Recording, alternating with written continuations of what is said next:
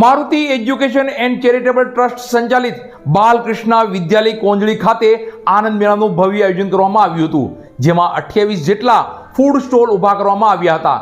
તો વિદ્યાર્થી મિત્રોએ આ ફૂડ સ્ટોલની મુલાકાત લઈ મનભાવન સ્વાદ પણ માણ્યો હતો. ગમ્મત સાથે જ્ઞાન આપતી મહુવા તાલુકાની શાળા એટલે બાલકૃષ્ણ વિદ્યાલય. આ બાલકૃષ્ણ વિદ્યાલય કોંજળી ખાતે આનંદ મેળાની ભવ્ય ઉજવણી કરવામાં આવી હતી. 2024 ને ગુડ બાય કરવા અને 2025 ને વેલકમ સાથે આ આનંદ મેળાની ઉજવણી કરાઈ હતી.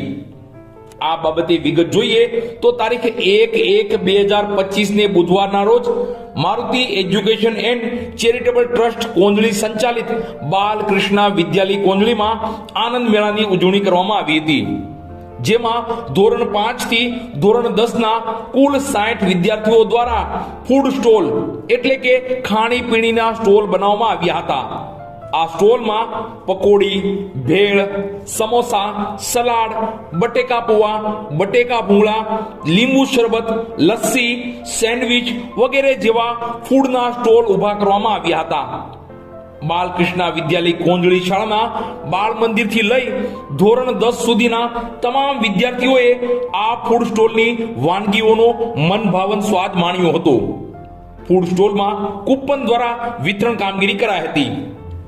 યોજાયેલા આ આનંદ મેળામાં મુખ્ય મહેમાન તરીકે એસબીઆઈ કુંભણના બ્રાન્ચ મેનેજર યોગેશભાઈ રાઠોડ, શાળાના પ્રમુખ શ્રી દિનેશભાઈ હળિયા, શાળાના સંચાલક શ્રી અશોકભાઈ હળિયા, ટ્રસ્ટી શ્રી ગીતાબેન હળિયા, શાળાના આચાર્ય ઉમેશભાઈ બલદાણિયા અને શાળાના તમામ શિક્ષકગણે અને સ્વયંસેવકોએ ઉત્કૃષ્ટ કામગીરી કરી હતી.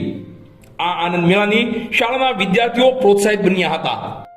આનંદ મેળો યોજવાનો મુખ્ય હેતુ વિદ્યાર્થીઓમાં ચીવટતા, ચોકસાઈ, સ્વચ્છતા, વાનગીની રીત, સ્વાદ, વપરાતી વસ્તુઓ, ખર્ચ, નફો, નુકસાન, હિસાબ વગેરે બાબતો બાળકો શીખી શકે.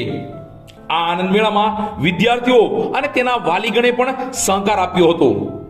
આમ વિદ્યાર્થીઓને વસ્તુ બનાવવી, વેચાણ કરવી, નફો, ખોટ વગેરે બાબતથી માહિતગાર કરવામાં આવ્યા હતા.